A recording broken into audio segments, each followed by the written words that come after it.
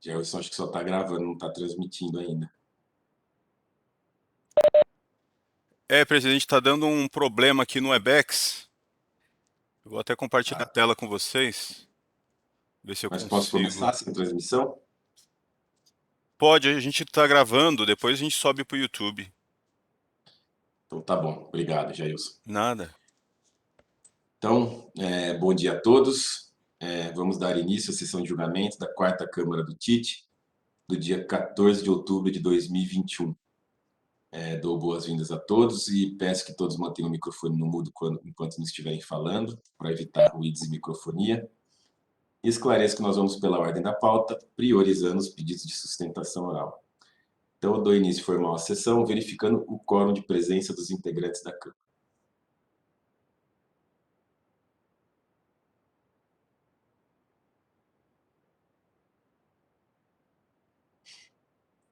Então, todos confirmaram presença, estão presentes além de mim, Dr. Walter, Dr. Flávio Mitsuishi e Dr. Flávio Nascimben, além do Dr. Marcel pela representação fiscal.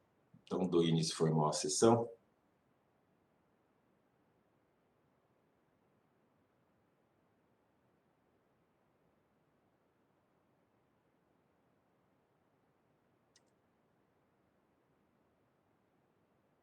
Como eu falei, vamos pela ordem da pauta, priorizando os pedidos de sustentação oral. E o primeiro processo com os pedidos de sustentação oral é o do autuado Solenes Especialidades Químicas Limitada, auto de infração 418.950, é um recurso misto de relatoria do Dr. Flávio Mitsuishi, a quem eu passo a palavra para a leitura de relatório, e depois a gente parte para a sustentação oral, solicitada pela doutora Patrícia Dantas Gaia, que já se encontra aqui presente. Então, com a palavra, o Dr. Flávio Mitsuishi, relator. Só um minutinho, presidente. Eu vou colocar o voto aqui para eles poderem acompanhar a leitura. Só um minutinho. Já coloco.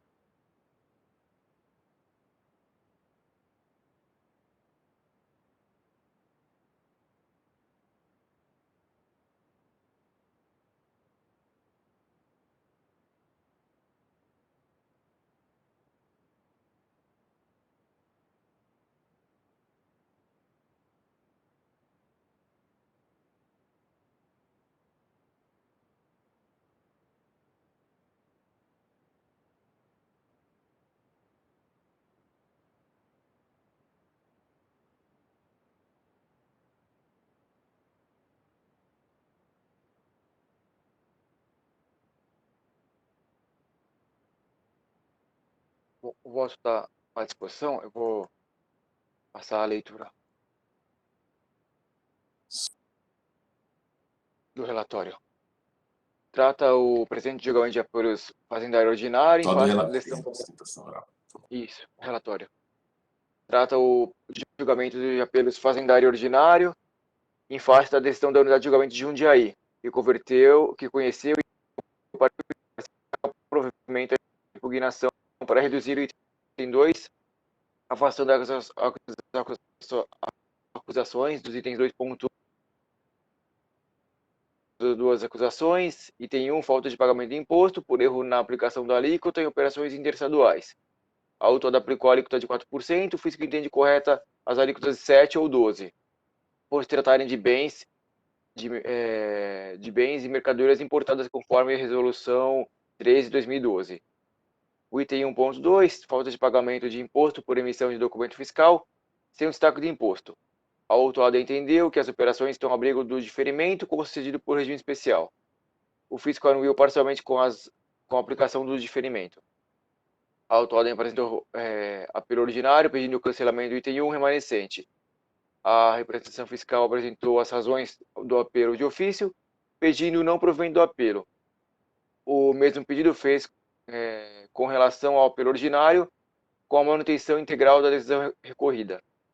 O feito foi distribuído à minha relatoria e pautado em sessão de 3 de junho deste ano, ocasião em que proferi voto, no qual conheci e não provi o apelo de ofício e conheci e dei parcial provimento ao apelo ordinário. Apresentando o meu voto, seguiram seus votos de preferência o Dr. Paulo Roberto de Andrade e Dr. Walter Carvalho Mulato de Brito, e manifestação fiscal da DRF. Ao final, sagrou-se vencedor o voto do Dr. Walter, que converteu o feito em diligência autuada para que, em relação ao item 2, esclarecesse a data de cadastramento da inscrição estadual da autuada no regime especial que possibilitava o diferimento das operações com a empresa International Paper Exportadora Limitada. Os autos retornam agora a julgamento após o cumprimento da diligência. É o relato. Obrigado, doutor Flávio. Passo a palavra à doutora Patrícia para a sustentação oral. Ilustre senhor juiz presidente, senhor juiz Flávio, relator, demais jogadores aqui presentes e senhor representante do Estado de São Paulo. Na ocasião do julgamento que se iniciou há algum tempo atrás, eu proferi citação oral e o processo foi convertido, né, o julgamento em diligência, como bem relatado pelo senhor julgador relator. Na realidade, a minha intenção hoje, ao realizar a defesa oral, seria apenas esclarecer alguns pontos da diligência que foi determinada por este ilustre órgão julgador. O senhor juiz Walter pediu a conversão do julgamento em diligência e foi acolhido pelos demais julgadores, com exceção do julgador relator, para determinar que a Solenes apresentasse e comprovasse quando foi habilitada no regime especial da empresa International Paper, que permitiu o diferimento das operações autuadas. Consta nos autos, e isso nós informamos na petição em atendimento à diligência, que foi a comprovante de habilitação a partir de fevereiro de 2016. No entanto, a infração ela envolve não apenas o período a partir de fevereiro de 2016, mas também março de 2015 a janeiro de 2016. E esse documento, de fato, não consta no processo, o comprovante de habilitação. A Solenes entrou em contato com a International Paper, solicitando a entrega desse comprovante da documentação, que vale frisar, o regime especial é do contribuinte International Paper. Então, é ele quem detém toda a documentação. Ele e o Estado de São Paulo, por óbvio. E a International Paper se recusou a entregar a documentação, razão pela qual, em atendimento à diligência que foi determinada por este egrégio órgão julgador, a Solenes pediu que fosse, então, esse pedido de ofício que fosse determinado diretamente à International Paper, que entregasse à Secretaria de Fazenda a documentação que comprova sua habilitação no seu regime especial. Então, agora, no momento do julgamento, eu venho reiterar essa manifestação da empresa, protocolada nos autos em setembro, que pede, em atendimento à diligência, seja determinada diretamente a International Paper que apresente a documentação, né, ao Tribunal Administrativo. É isso que peço. Muito obrigada. Obrigado, doutora Patrícia. Passo a palavra ao doutor Flávio.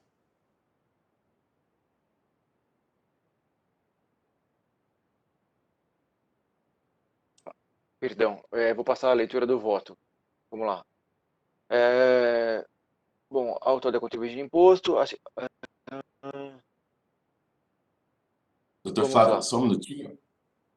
A sua conexão está um pouco ruim. Acho melhor tirar a imagem para que daí o áudio fique sem picotar. Só durante a leitura do voto. Obrigado. Tá, melhorou? Eu tirei o vídeo. Bom, eu vou passar a leitura a partir do item 9 e do voto, tá? Retomo a análise do apelo de ofício, conforme alegado pela autuada, com a anuência do autor do feito e corroborado pelo julgador singular, o regime especial possibilitava o diferimento do imposto para os fatos geradores ocorridos até 31/10/2015. Após o cumprimento da diligência determinada pelo outro juiz com preferência, Dr. Walter, a autuada esclareceu que não possui documentação que comprove estar cadastrado no regime especial da destinatária, para que efetuasse vendas com diferimento antes de fevereiro de 2016. A autuada solicitou que fosse determinada a destinatária International Paper que apresentasse provas de que o diferimento estava autorizado por regime especial.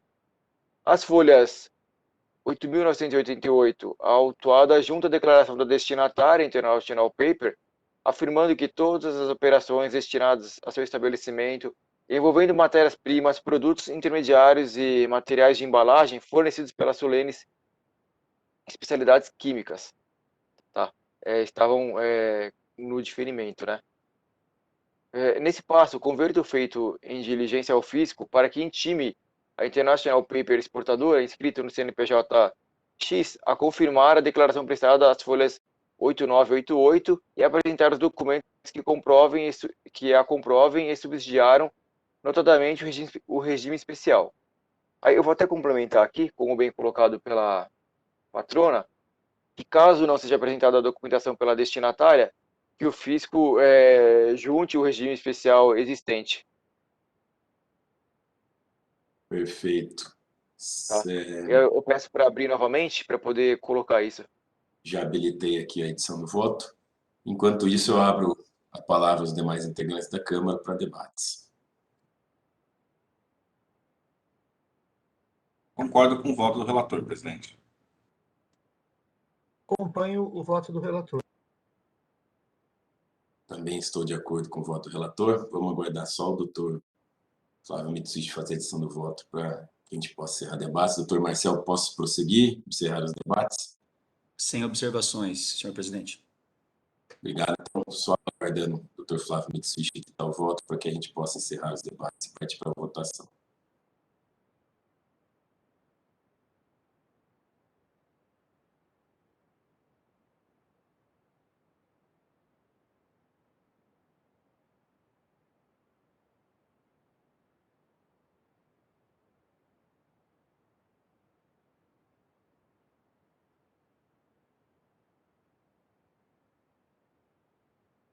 Está registrado o voto? Tá. Conforme a leitura. Beleza, obrigado, doutor Flávio. Estou lendo aqui, então você só juntou aí a última frase, caso não seja apresentada documentação pela destinatária, que o fisco se digne a juntar ao regime especial, caso existente. Então, esse é o voto do doutor Flávio. Vou encerrar os debates e verificar a quórum de votação.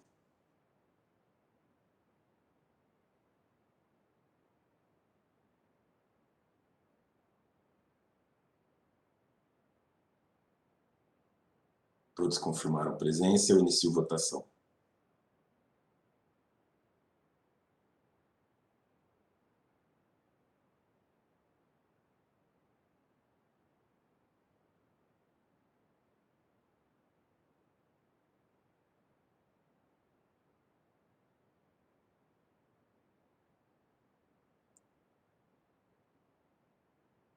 Todos votaram, então o voto do Dr. Flávio Mitsubishi foi acompanhado de unanimidade, convertendo o feito em diligência. Dessa forma, eu encerro a votação e encerro o julgamento do caso Solenes Especialidades Químicas Limitada, agradecendo a presença da doutora Patrícia. Que agradeço. Bom dia e bom trabalho a todos. Bom dia, doutor.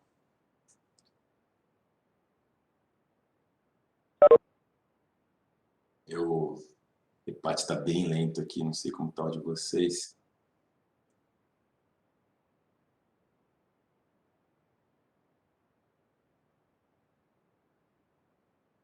Agora encerrou o julgamento. Bom, a gente tem mais um pedido de sustentação oral, mas o advogado que solicitou não está aqui presente.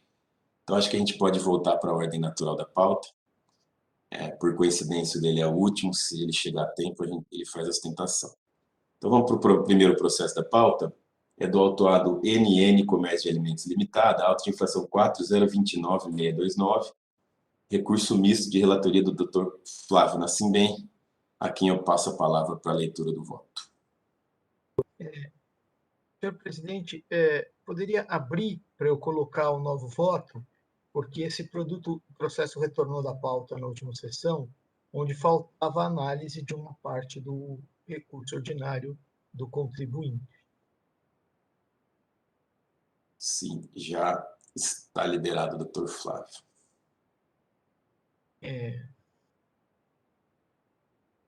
Eu vou colocar o voto no sistema e depois eu já vou partindo para o voto para mostrar.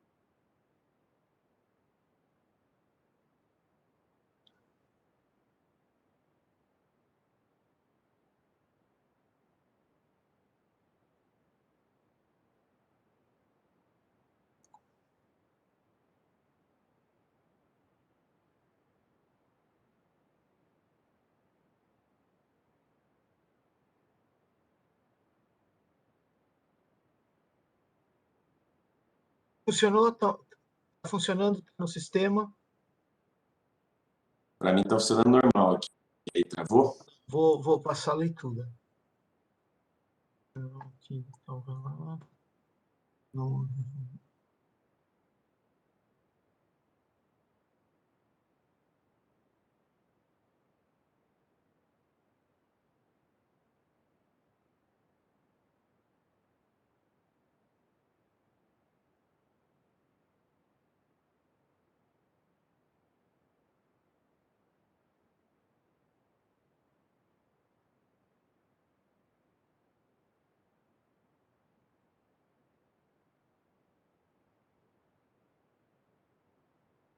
Conseguiu lançar aí, doutor Flávio? Consegui. Eu vou à leitura agora do voto. Inicialmente, esse é um processo que retorna para a pauta do último julgamento. As duas primeiras infrações são de falta de pagamento de imposto, relativo a escrituração incorreta de operações tributárias. As infrações 3 e 4, em períodos diferentes, elas se referem ao erro de transporte entre livros e guias. A infração 5 é uma infração de crédito indevido, feito direto na via, sem comprovação da origem do crédito. As operações 6 e 7, as infrações 6 e 7, elas se referem a guias entregues com informações incorretas de dados. Inicialmente, a primeira instância administrativa manteve o feito. A recorrente apresentou o recurso ordinário, alegando que efetuou o pagamento dos itens 6 e 7.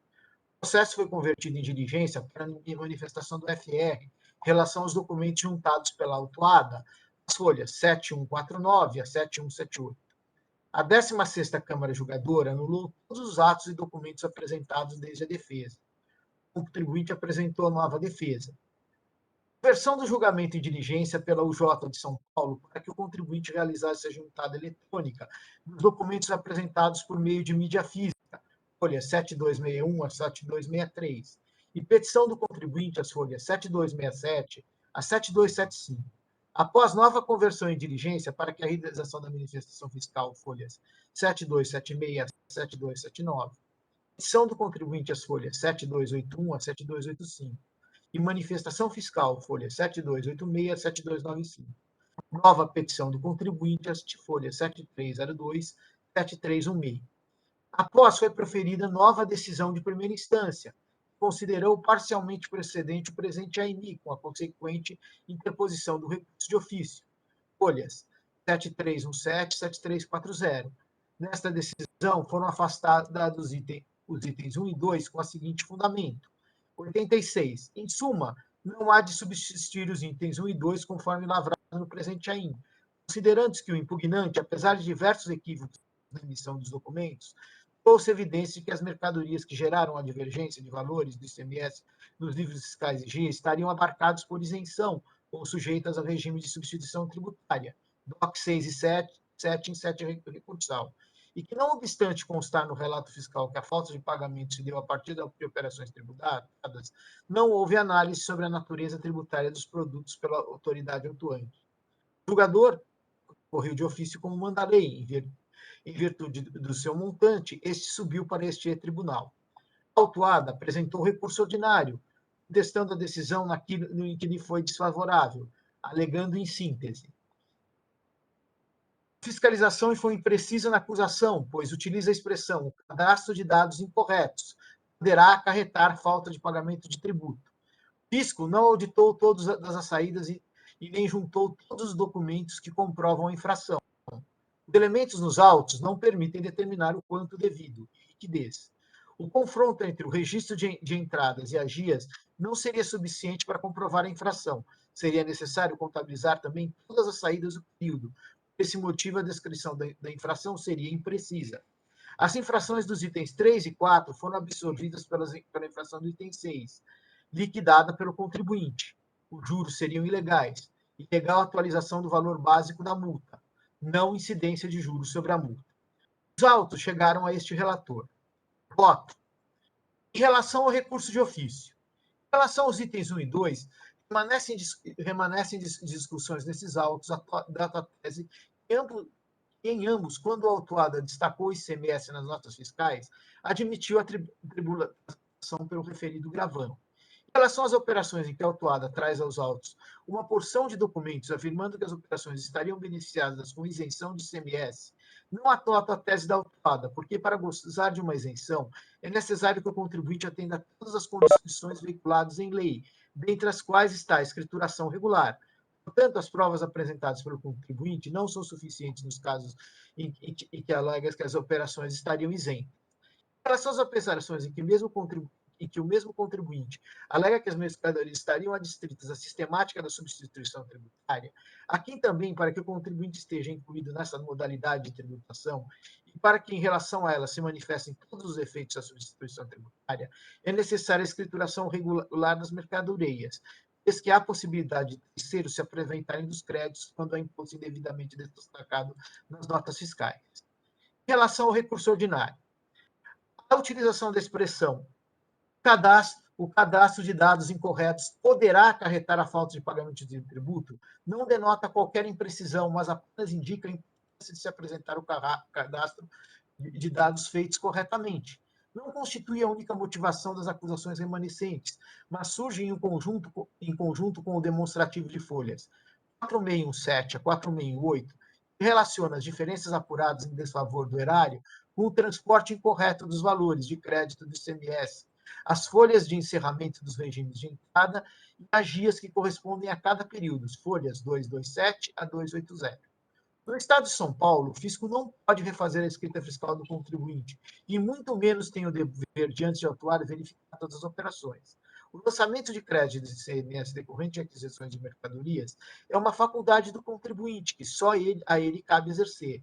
Não há previsão legal para o servidor da administração tributária efetuar lançamentos de crédito do contribuinte. Quando o fisco verifica que o interessado ultrapassou o valor que era permitido lançar, o crédito em excesso deve ser exigido por meio do lançamento de ofício, que é o AIM. Portanto, quando há erro de transporte de valores entre livros e guias, o fisco pode autuar os valores incorretos sem auditar todas as saídas do contribuinte. Como já dito, não havendo nem permissão e nem muito menos obrigatoriedade de auditar todas as entradas e as saídas, para se autuar por erro de transporte de livros para guia, não há qualquer liquidez no AIM, perfeitamente identificado com a autuação. Não há como as penalidades menos graves e onde há cobrança de imposto dos itens 6 onde não há cobrança de imposto, como nos itens 6 e 7, absorvendo as infrações dos itens 3 e 4. No presente caso, não houve qualquer absorção. Em relação à alegação em relação aos juros, está vigente a súmula 10 deste tribunal, explicitamente admite a sistemática da Lei 10.918 de 2019. Em relação à multa, está vigente a súmula 13 deste tribunal, que explicitamente admite a atualização da multa neste AIM.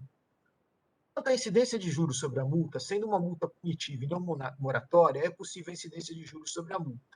Em relação ao item 5, houve adesão ao PEP, Programa de Parcelamento Especial, portanto, confessa a infração. Reconheço extinto crédito tributário em relação aos itens 6 e 7, vez que há nos autos declaração do NFC da correspondente DRT, que o valor pago pelo contribuinte é suficiente para saldar o débito tributário. Assim sendo, dou provimento ao recurso de ofício para restabelecer os itens 1 e 2. Em relação ao recurso ordinário, dou parcial provimento para declarar extinto o crédito tributário em relação aos itens 6 e 7, onde houve pagamento, ficando mantidos os itens 3, 4 e 5. É assim que eu voto. Obrigado, doutor Flávio, pela leitura do voto. Abro a palavra aos demais integrantes para debates. Então, com relação aos itens 6 e 7, Flávio, eu não vi no recurso ordinário nenhum pedido quanto aos itens 6 e 7. Então, tinha um pedido lá no recurso ordinário anterior, aquele que foi anulado, e tem as provas nos autos de que é suficiente para saldar o débito. Por isso que eu estou declarando extinto. Entendi, porque no recurso ordinário, 7372... Poderia ser que ele não fizesse nem parte dessa análise. O que eu disse ele estava extinto. Porque, independente de qualquer coisa, uma Câmara faz a revisão de lançamento, então eu preferi falar que estava extinto. Independente de ter falado lá em cima, dele fazer parte ou não. Porque quando isso aí chegar para o NFC, alguém cobrar ou não cobrar isso, se você não falar, esse cara vai cobrar o 6 e o 7. Mesmo tendo declaração do órgão que o cara pagou e que foi suficiente. Então, Flávio, porque como não tem no recurso das folhas RE 73, 72 e Não, seguintes, no último recurso não tem é, realmente. não tem. Aí também, Por isso que se eu ele não disse que é pagou, por então causa, ele não... por isso que eu não disse que é por causa do recurso. Eu disse, eu declaro extinto. Talvez eu Então, pudesse declarar extinto e colocar não provido, em vez de provido parcialmente o recurso ordinário, se vocês preferirem. isso, aí tá provido parcialmente e também ele também, como ele pagou, ele não recorreu, né, desses itens, tá? Então, Que ele é um pagou ato é um ato incompatível com o incompatível com o desejo de recurso, né? recorrer, é um ato incompatível com o desejo de recorrer. Até posso colocar isso, só que por que eu coloquei declaro extinto? Porque o cara pediu lá no primeiro recurso, e porque o cara já falou, o órgão falou, o pagamento dele foi suficiente. Perfeito, Flávio. Acho que deu para entender. Está no primeiro recurso, talvez o contribuinte não entendeu que foi anulado com relação a esse ponto. Mas, enfim, acho que pode deixar reconhecimento da extinção, até porque é matéria que a gente pode Você quer que eu reconhecer de coloque, ofício você quer que aqui. eu coloque E deixa eu legado terminar, provimento Flávio, do rapidinho. recurso? Pode deixar como reconhecimento de extinção, porque eu acho que é matéria de ofício, mas acho que pode mudar o resultado do recurso mesmo para negar provimento, que não vai ter diferença nenhuma na prática Tá bom, nesse caso. tá bom. Abre lá para mim que eu mudo agora. Mas vamos discutir os outros itens para Sim, ficar sim. Eu vou diferente. abrir a edição, enquanto você faz a edição, a gente continua os debates aqui. Tá. Me Quanto aos des- demais me- itens, eu tô totalmente de acordo aí, tá? Não há nada a acrescentar. Obrigado, Flávio. Dr. Walter. Também estou de acordo com as observações do Dr. Flávio Mitsuishi e a conclusão do voto também. Eu concordo com o Flávio Nascimento, principalmente com relação à isenção, que usufruir a isenção está condicionada à documentação fiscal correta. Agora, a gente sempre vota aqui que a substituição tributária não é uma opção do contribuinte, né? É algo imposto pela lei. Mas ainda assim, eu acho que não que isso seria motivo suficiente para derrubar esses itens 1 e 2, mas talvez a fundamentação minha seria um pouco diferente. Mas eu vou acompanhar o Dr. Flávio, que assim, mesmo tendo substituição, um contribuinte que fez a documentação de maneira incorreta, Então, né? presidente, eu vou mudar aquilo que a gente falou, a negado provimento, mas vou manter a declaração de extinção, tá bom? E Pode vou manter, que isso aí a colocar, gente pode fazer de ofício. que, independente do recurso, já aprova nos autos que aquilo lá, como se eu tivesse dando de ofício. Tá? Tudo bem para Perfeito, vocês? perfeito. Beleza. Na prática não vai ter diferença, como a NFC já reconheceu, o senhor já deve ter baixado. Tecnicamente, eu acho que vocês estão corretos, sim. Obrigado.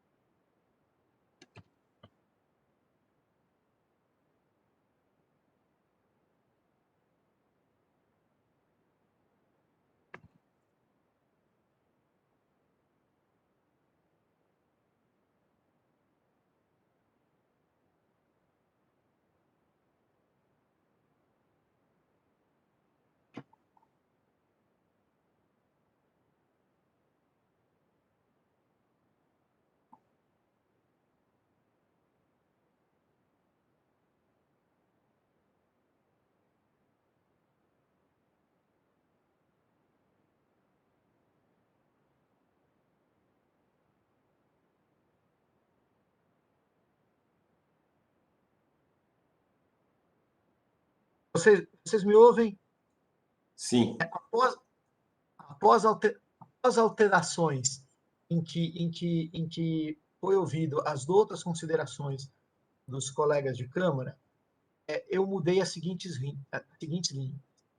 Reconheço de ofício extinto o crédito tributário em relação aos itens 6 e 7, desde que há nos autos declaração do NFC da correspondente TRT, o valor pago pelo contribuinte é suficiente para saldar o débito.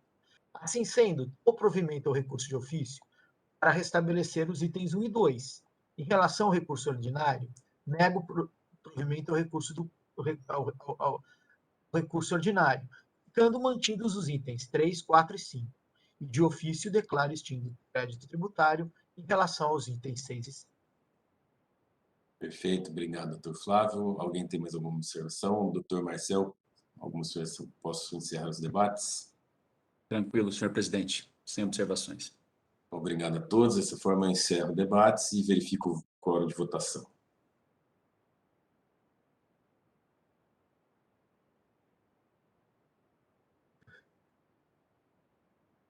Todos confirmaram presença. Eu inicio votação.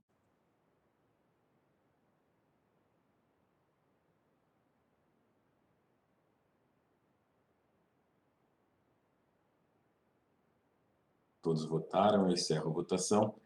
Então, o voto do Dr. Flávio Nascimento foi acompanhado da unanimidade, no sentido de conhecer e negar provimento ao recurso ordinário e conhecer e dar provimento ao recurso de ofício. Desta forma, eu encerro o julgamento do caso NN Comércio de Alimentos Limitado. Próximo processo da pauta, o Dr. Bruno. Dr. Bruno, bom dia. Bom dia, senhor presidente. Estava encontrando uns problemas aqui no Webex, pedi ajuda para o Jailson e até o áudio travou um pouquinho e agora voltou. Não, perfeito. A gente não tinha julgado seu caso ainda, era o último da pauta. Ah, tá. Realmente, o Webex está com problema hoje. Inclusive, a gente não está transmitindo ao vivo no YouTube, porque está com esse problema, mas a gente está gravando e depois a gente sobe lá. Então, vamos para o caso do Dr. Bruno agora. É o do autuado Carbono Química Limitada, em recuperação judicial, auto de infração 4126337. É um recurso ordinário de minha relatoria. Eu vou ler aqui, se o Dr. Bruno permitir, somente as acusações, e depois a gente parte para a sustentação oral. Gente, só uma intervenção rapidinho.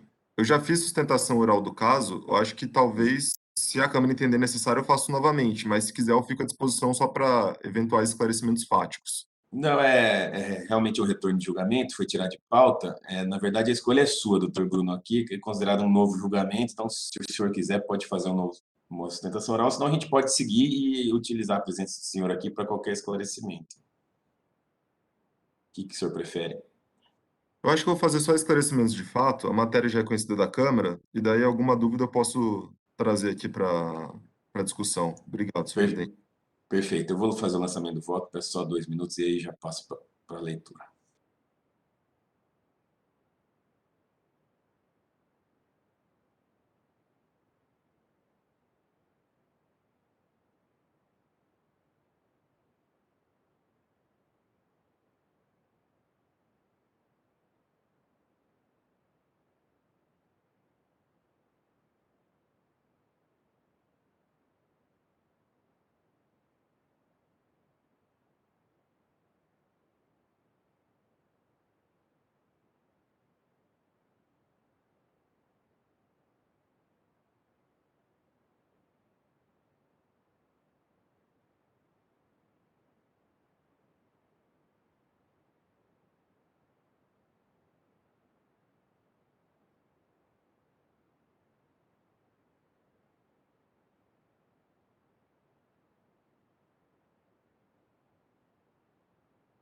Bom, o voto já está lançado, então eu vou partir lá do item 6, que no meu próprio voto eu já falo sobre as acusações. Então vamos lá. No item 1.1, o contribuinte é acusado de falta de pagamento de ICMS, desembaraço aduaneiro de mercadorias que foram formalmente importadas em nome da filial da autuada, localizada em Maceió, Alagoas, mas que foram desembaraçadas no Porto de Santos e tiveram sua entrada física no estabelecimento da autuada em São Bernardo do Campo, São Paulo. Alega o recorrente caráter preliminar a nulidade do AIM, vez que esse não teria passado pela Comissão de Controle de Qualidade prevista na Portaria CAT 115/2014. Contudo, no entendimento desse julgador, o controle de qualidade previsto em referida portaria é procedimento interno da Cefaz, que antecede a lavratura do AIM, visando ao aperfeiçoamento do lançamento fiscal. Não há, contudo, nem em referida portaria nem ou em outro dispositivo legal, obrigatoriedade de juntar parecer de referida análise ao AIM. Ademais, o AIM contém todos os requisitos do artigo 142 do CTN e artigo 34 da Lei 13.457 de 2009, o que inclusive viabilizou os argumentos de defesa do recurso ordinário em análise utilizados pelo contribuinte para combater especificadamente os fatos postos, razão pela qual afasta a referida argumentação de nulidade do AIM. Quanto ao mérito, o contribuinte se defende no sentido que o imposto seria devido ao Estado de Alagoas, já que sua filial alagoana seria o destinatário jurídico da mercadoria e que a circulação física da mercadoria seria juridicamente irrelevante. Alega ainda que as mercadorias foram remetidas à filial de Alagoas e depois enviadas ao estabelecimento de São Bernardo do Campo. Inicialmente, vale ressaltar que a situação dos autos está de importação direta, que é aquela realizada sem a presença de nenhum intermediário, sendo todas as fases da importação cumpridas pelo próprio importador. Não há, portanto, qualquer discussão sobre a modalidade de importação por encomenda ou por conta e ordem. Também não se verifica a conhecida discussão sobre o local do recolhimento de ICMS importação, local do desembaraço versus local do estabelecimento destinatário. O ICMS não está sendo cobrado no Estado de São Paulo em razão do desembaraço ter ocorrido em Santos, mas sim por entender o FR que o real destinatário das mercadorias está aqui situado. Em casos como o presente, a Constituição Federal regula em seu artigo 155, inciso 2º, parágrafo 2º, inciso 9, a linha A, o ICMS incidente na importação de mercadorias cabe ao Estado onde estiver situado o domicílio ou estabelecimento destinatário.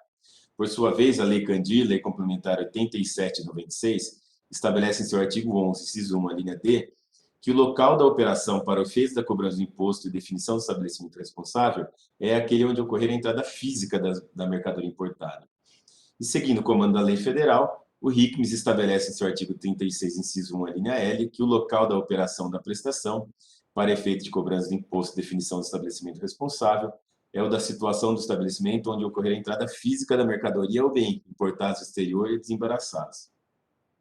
No presente caso, principalmente em razão das DACTs de folhas 156, 157 e 178, relativas ao transporte das mercadorias, no entendimento desse jogador, demonstra que o real destinatário das mercadorias foi o estabelecimento de São Bernardo do Campo, onde se deu a entrada física dessas mercadorias. Apesar de alegar, e até ser contraditório com seu argumento de contribuinte do imposto ao destinatário jurídico das mercadorias, o recorrente não logrou comprovar o contrário, que houve o transporte físico das mercadorias até Alagoas e, posteriormente, houve remessa pelo Estado de São Paulo.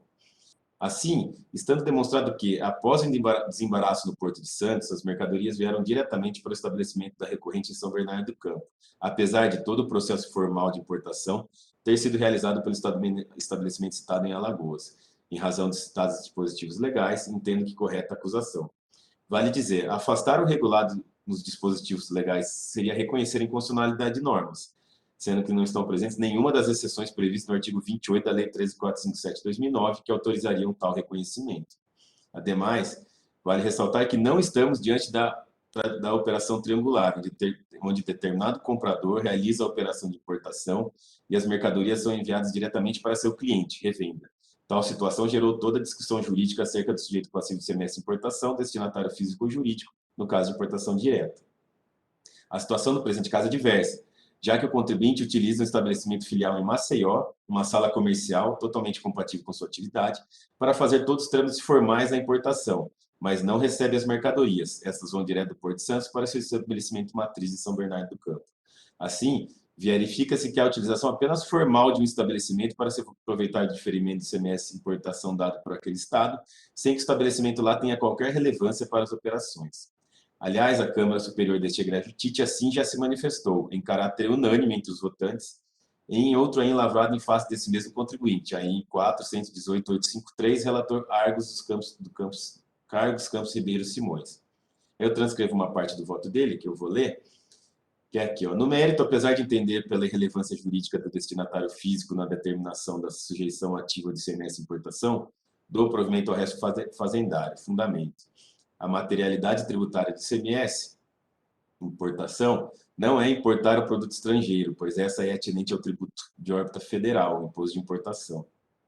A materialidade do ICMS importação é a aquisição de produto regularmente importado, pois o Estado não tem atributo de soberania exclusiva da União. Para que se possa cobrar o ICMS importação, deve-se, de forma lógica, não necessariamente cronológica, regularizar a entrada no país do produto importado, resolvendo a tributação aduaneira federal. Este é o primeiro momento lógico. O segundo momento lógico é o de adquirir o produto irregularmente importado. Aí, neste momento, temos a incidência da tributação estadual do ICMS. No caso em concreto, o real adquirente final do produto importado, seu destinatário jurídico final, for a matriz paulista, constituindo a filial legana e mera intermediadora ao constar como importadora nas DIs. Assemelha-se juridicamente a questão, em termos de efeitos, a uma importação direta, só não se identificando por completo no presente caso por não ter se firmado a simulação das operações em ordinário.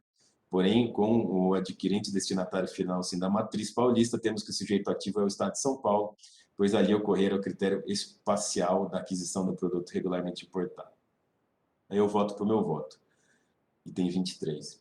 Por tais razões, entendo como correto o apontamento pelo fisco sobre o real destinatário das mercadorias importadas, razão pela qual mantém a cobrança do item 1.1.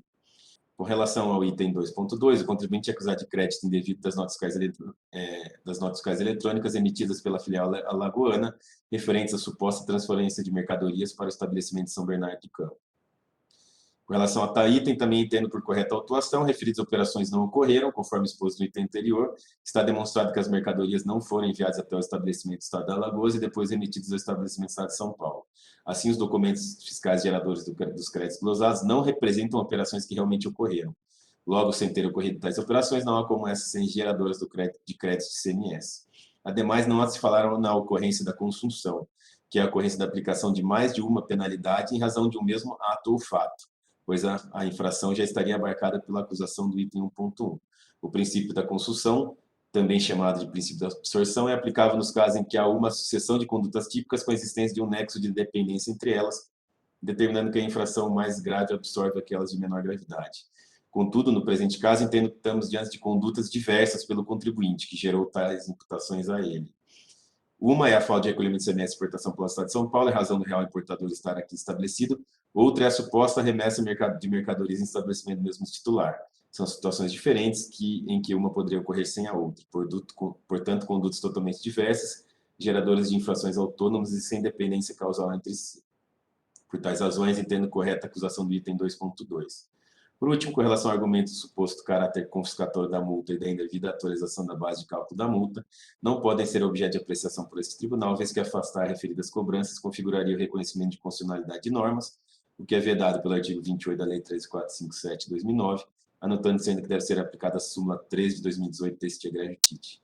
Em disposto, conheço o recurso ordinário e nego-lhe o provimento, mantendo-se na íntegra decisão de primeira instância administrativa. Como voto, abro a palavra aos demais integrantes da Câmara para debates.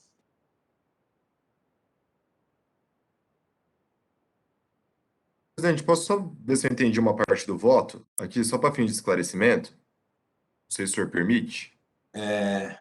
Pois não, vamos lá, doutor Bruno, vamos ver se a gente pode... O senhor tinha falado, eu acho que, salvo o melhor juízo, foi mencionado que nos DACTS as mercadorias foram para São Bernardo, é isso? Que consignando voto? Ou foi para Alagoas e depois veio para São Bernardo? Eu não entendi essa parte só. Não, eu entendi no voto, no modo geral no voto que as mercadorias não foram para Maceió, Alagoas. Ah, tá. É que eu dei uma olhadinha aqui, senhor presidente, nas folhas 1551, 465, 488 e outros, que nos DACTS consta o destinatário para a filial alagoana. Tá, mas é que podem ser outras características dos DAs, né, doutor Bruno, e aí agora não é nosso momento de fazer aqui essa apuração. Isso aí, o senhor pode ser objeto de recurso e a gente pode até debater aqui. Mas, enfim, abro as palavras aos demais integrantes. Presidente, eu vou solicitar uma preferência, porque, embora eu entenda que a conclusão do fisco seja no sentido de uma dissimulação, alguma coisa assim, a operação está de acordo com o posicionamento do STF, onde a operação é própria, né, o desembaraço foi feito em São Paulo como é permitido. Infelizmente ou felizmente, o contribuinte pode estar usando até de planejamento tributário, mas que o fisco não concorde. Mas, assim, se as declarações constam, a unidade do Alagoas, o fato de ser um estabelecimento que não comporta armazenamento de mercadorias, isso é até irrelevante, porque as empresas podem se utilizar de depósitos fechados, armazéns gerais, né? O que deveria verificar é se a legislação proíbe esse tipo de operação. Eu entendo que não. Se ele abre uma filial em Alagoas, ele tem a opção de declarar na declaração de imposto de importação. O destinatário ali, operação própria, no despacho, no desembarque de declaração do ministro Fachin, ele fala que coincide com o destinatário, aquele que foi indicado na DI. Então, o imposto é devido naquele local onde foi indicado na DI, quando é operação própria. Isso ficou muito claro no desembarque de declaração. Eu acho que pode até parecer um planejamento tributário, né, onde o fisco discorde frontalmente do Estado de São Paulo, mas que a operação está correta e a acusação fiscal é de dar entrada no estabelecimento. Bom, desculpa, eu precisaria ler aqui rapidamente, só para abrir aqui o relato Não, novamente. tranquilo, doutor Walter, é isso mesmo. Assim, é Ah, que assim, a gente não está correta pelo entendimento do STF e está incorreta pela legislação, pela Lei Candir e pelo RICMS. Então, óbvio, a gente, se você entender que deve ser aplicado no entendimento do STF, eu só acho que tem que ser justificado porque o artigo 28 proíbe, né? não, Mas mas no caso tem repercussão geral, né? perfeito, mas O a repressão artigo. geral não está no artigo 28, mas você pode, até eu faço em determinados casos essa interpretação extensiva, eu só acho que precisa ser justificado. Tá, ok, eu vou só solicitar uma preferência rápida aqui, presidente, e pedir permissão para redigir rapidamente, tá bom? Claro, sem problemas. Vamos esperar o Dr. Walter proferir o voto dele, daí a gente reabre os debates com todos os integrantes.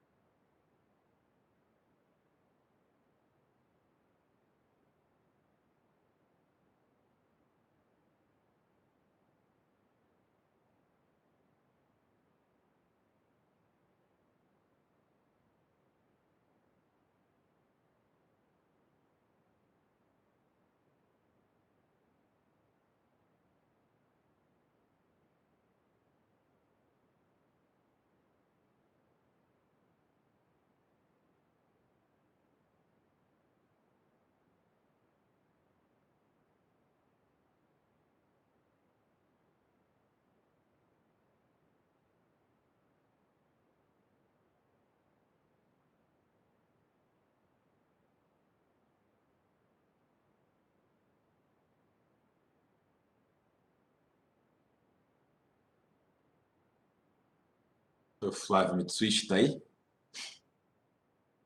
Pois não, eu pedi uma preferência também. Tá? Eu vou só colocar algumas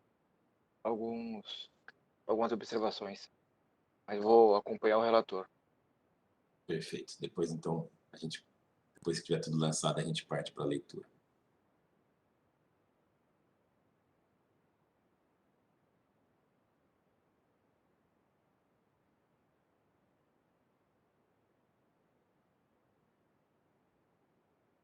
Presidente, já lancei o voto de preferência. Acho que pode partir para a leitura, doutor Walter, por favor. Obrigado. Entendo que a matéria de importação tenha sido, eu corrijo aqui, presidente, tá? Resolvida pelo STF, no tema 520, no recurso extraordinário com agravo 665-134, com embargo de declaração esclarecendo que, na importação por meio de operação própria, ou seja, o importador é o destinatário jurídico da mercadoria, o que se aplica ao caso em julgamento. Explicando melhor, com base no conjunto probatório dos autos, a recorrente possui filial em Alagoas e figurou na DI como importador, desembaraçando a mercadoria no estado de São Paulo. Ato contínuo, a mercadoria agora nacionalizada foi remetida à sua unidade também em São Paulo, embora a legislação paulista tenha adotado o critério físico da mercadoria importada, o STF adotou a tese de que a questão é jurídica. Assim, não havendo impedimento legal para a importação por unidade filial, entendo que a operação está em linha com a decisão do STF com repercussão geral, o que vincula a administração pública e não contraria o disposto no artigo 28 da Lei 13.457 de 2009, vez que não se está falando em interpretação extensiva, mas em aplicação de norma geral e concreta com efeito erga omnes. Nesse sentido, conheço do recurso e lhe dou provimento. Se puder habilitar só para eu poder corrigir, presidente. Obrigado.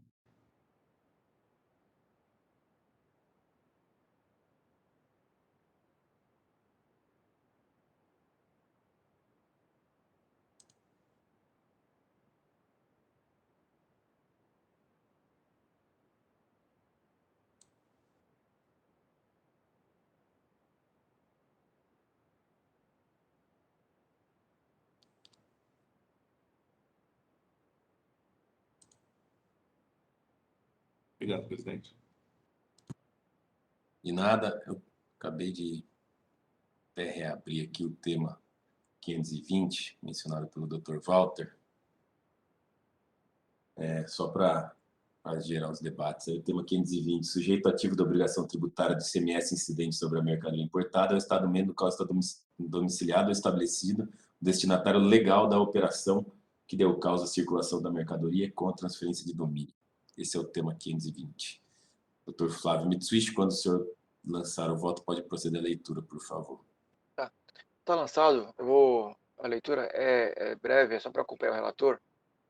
Pedir preferência para acompanhar o doutor relator, firme no entendimento de que pela documentação juntada, embora não aventado pela fiscalização, há clara ocorrência de simulação nas operações. Pelas provas juntadas, a exemplo dos DACTs de folhas 156 e 157, está claro que é inviável que as mercadorias tenham transitado de Santos, São Paulo para Maceió, Alagoas, e de lá de volta para a capital paulista em exíguos 10 minutos. Ainda que possível que as mercadorias, toneladas de carbonato de zircônio, diga-se, tenham ficado em outro local, que não a sala comercial exígua, não há qualquer prova nos autos desta assertiva, ou mesmo alegação da autuada para tanto. Ante o caso concreto, que não é planejamento tributário, mas fraude explícita, não há entendimento jurisprudencial ou dogmático que lhe respalde. Nesse passo, com as observações, acompanho o relator. Obrigado, Dr. Flávio, pela leitura do voto. A palavra ainda está aberta para debates. Dr. Flávio Nascimento, gostaria de se manifestar? Acho que os demais já são. Acompanhar o relator e com as considerações do Dr. Flávio Mitsuishi. Porque, assim, existe uma impossibilidade das operações terem sido feitas assim, dele ter sido armazenado em Maceió e ter voltado. Então, independente da posição do STF, eu acho que nesse caso eu vou votar com o relator. Fora que é o seguinte, por que num momento jurídico, quando fizeram a Constituição, eles falaram destinatário final? E por que muita gente antes, principalmente físicos, entendem como destinatário físico? É porque o Estado que arca com os custos daquela mercadoria, transitar naquele Estado e participar daquela economia, deveria arcar com o bônus do imposto. Então, quando você interpõe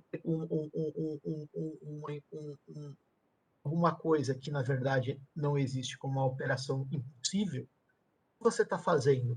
Está fazendo com que o Estado, que ficou com todo o ônus daquela mercadoria circular no seu Estado, na sua economia, não tenha o bônus de tributação. Então, eu vou votar no relator abrilhantado pelas outras considerações do Dr. Mitsuishi. Obrigado, doutor Flávio. Doutor Marcel, tem alguma observação? Senhor presidente, a representação fiscal se alinha ao posicionamento do senhor juiz relator. Obrigado. Só um esclarecimento a todos. Se a gente olhar, mas que isso talvez independa, porque no fim o que fica é o tema e o dispositivo, a situação fática do caso analisado pelo STF era um pouco diferente, que eu inclusive mencionei no meu voto. Mas acho que todas as posições já foram expostas por todos. Eu vou encerrar os debates e verificar quórum de votação.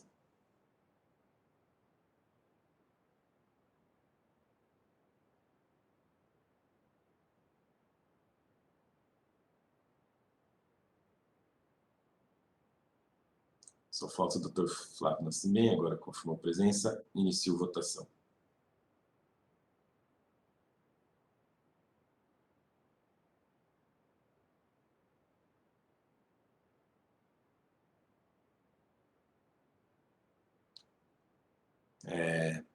Dr. Flávio Nascimento votou com o Dr. Flávio Mitsuishi. Eu acho que só vai talvez ter algum problema, viu, Dr. Flávio Nascimento? Porque o Dr. Flávio Mitsuishi não... Deixa eu ver se ele menciona que acompanha o meu voto nas demais. Porque o Dr. Flávio Mitsuishi só analisou o item 1, né? Eu menciono o voto menciona. do senhor, sim. Eu menciono, então, acho que a gente não vai ter problema nenhum. Então, todos já votaram. O Dr. Flávio Nascimento acompanhou o Dr. Flávio Mitsuishi, que foi o voto vencedor. Então, dessa forma, eu encerro a votação. Vencendo o voto do Dr. Flávio Mitsuishi no sentido de conhecer e não prover o recurso ordinário. Assim, eu encerro o julgamento do caso Carbono Química Limitada. Agradeço a presença do Dr. Bruno aqui na sessão de hoje. Obrigado a todos. Boa sessão de julgamento. Obrigado, Dr. Bruno. Tenha um bom dia. Deixa eu só...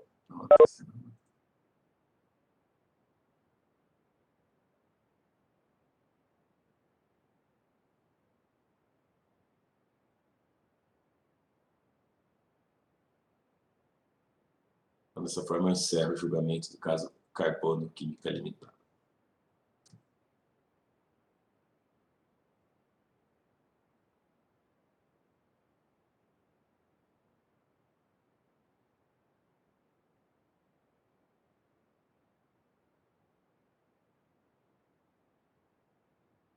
Vamos para o último processo da pauta de hoje. É o do autuado Plastivil Indústria e Comércio Plásticos Limitada, auto de infração 4040602, recurso ordinário de relatoria do Dr. Walter, a quem eu passo a palavra para a leitura do voto. Já estou fazendo a liberação aqui, Dr. Walter. Obrigado, presidente.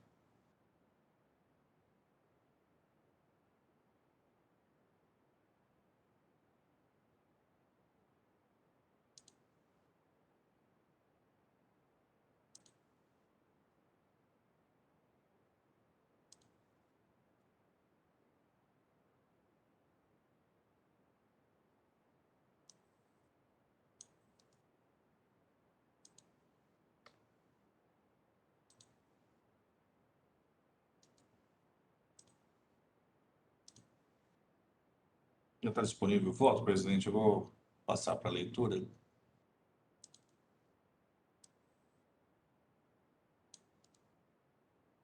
A acusação fiscal, folhas 1, é a seguinte. Então, o contribuinte deixou de pagar o ICMS de tanto, de janeiro de 2011 a dezembro de 2012, por escrituração de notas fiscais eletrônicas discriminadas no demonstrativo em anexo, referente às operações tributadas como não tributadas, conforme se comprova pelas cópias dos documentos juntados.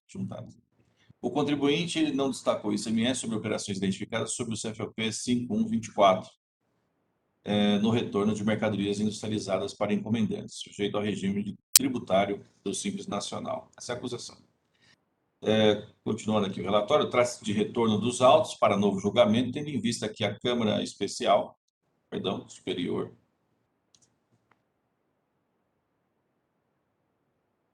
anulou o venerando acórdão da 10ª Câmara Julgadora, no qual tinha prevalecido o voto vista do douto juiz Dr. André Félix Quiricota de Oliveira Florestais, do qual destaca os seguintes trechos das suas razões de decidir. O douto relator do recurso ordinário negou provimento e manteve a acusação fiscal pelos seus próprios fundamentos. Data máxima vênia, com todo respeito ao ilustre juiz relator, ouso divergir de tal entendimento. Ora, no caso em tela, trata-se de saídas de mercadorias industrializadas sob encomenda, ou seja, industrialização efetuada para terceiros, que a empresa encomendante entrega um produto a uma empresa industrial para que essa realize a operação de industrialização desse produto e, posteriormente, o devolva à industrialização efetuada. Ficou consignado na respeitável decisão recorrida que o contribuinte realizou serviço de costura para contratante que forneceu o material ou tecidos necessários. Neste diapasão, está claro que a recorrida realizou a obrigação de fazer.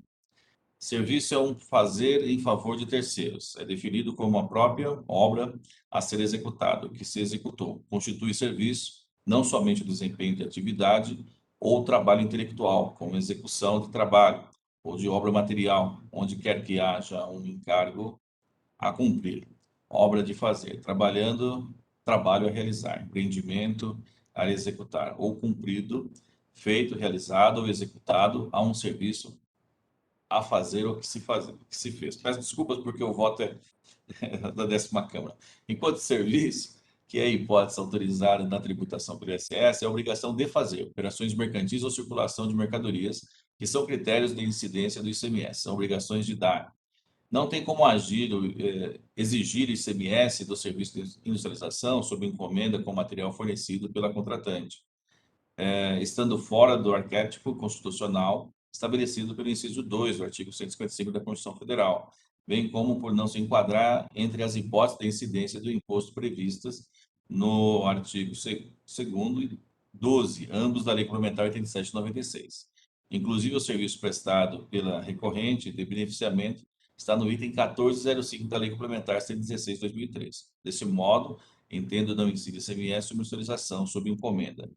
Esse é o voto do relator da 10ª Câmara, que foi objeto de recurso especial. E, continuando aqui o relatório, já no venerando acórdão proferido pela Colém da Câmara Superior, folhas tais, o douto juiz, Dr. Augusto Toscano, consignou o seguinte.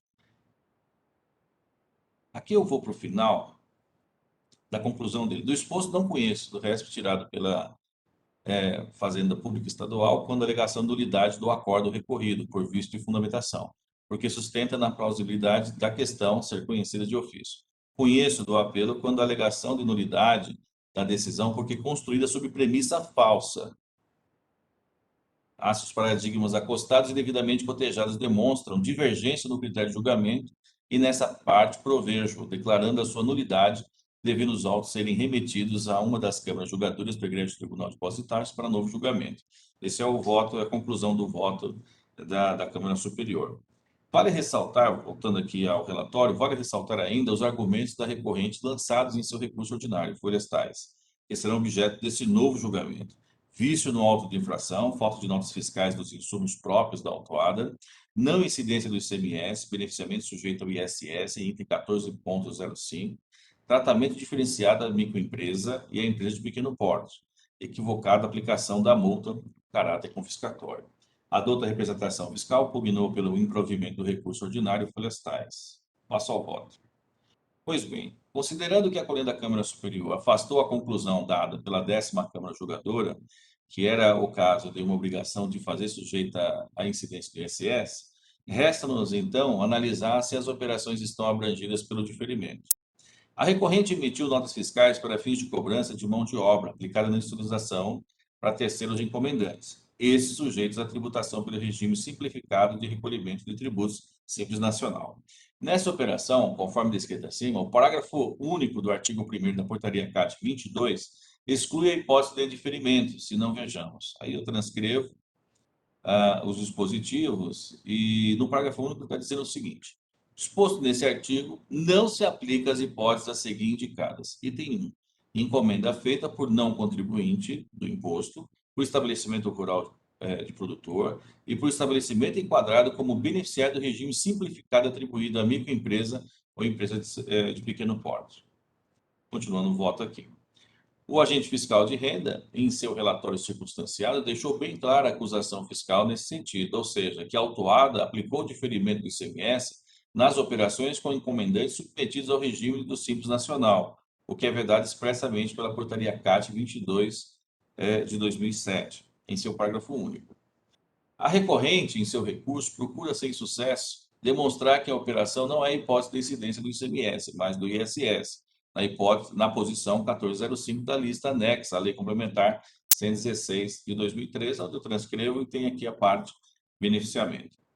Embora reconheça todo o esforço argumentativo da recorrente, não vemos nos autos nenhuma prova sobre o processo de fabricação ou se, de fato, refere-se à prestação de serviço para destinatário final. Assim, a recorrente não logrou êxito em provar que a sua operação esteja sujeita à incidência do ISS, ainda mais que, para cobertar a operação por encomenda, emitiu nota fiscal modelo 55 série 1, documento fiscal adotado exclusivamente para operações sujeitas à incidência do ICMS, não podendo agora alegar sua própria torpeza.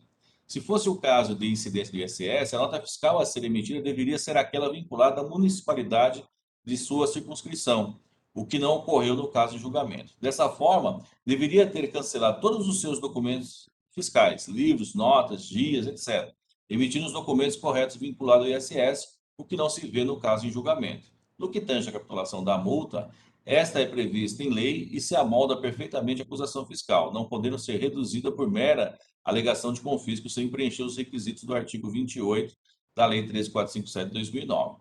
Por essas razões, conheço do recurso ordinário e lhe nego o provimento. O voto, presidente.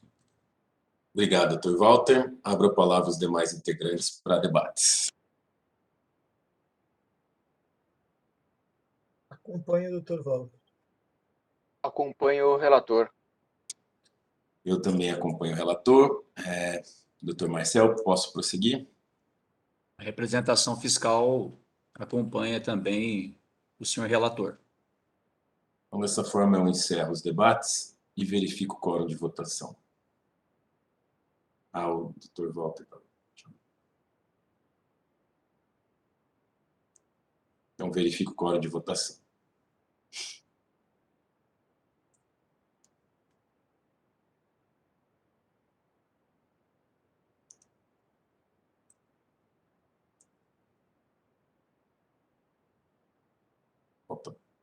Todos confirmaram presença. Eu inicio votação.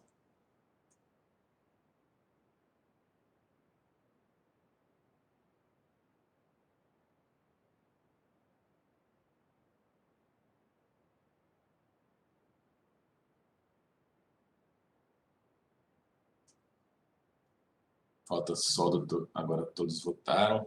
Eu encerro a votação. Então, o voto do Dr. Walter foi acompanhado à unanimidade no sentido de conhecer e não prover o recurso ordinário. Assim, eu encerro o julgamento do caso Plastivil Indústria e Comércio de Plásticos Limitada. E com isso terminamos a pauta de hoje. Agradeço a presença de todos e declaro encerrada a sessão de julgamento da 4ª Câmara Julgadora do TIT do dia 14 de outubro de 2021. Novamente, obrigado a todos e peço para o Jailson, por favor, que encerre a gravação.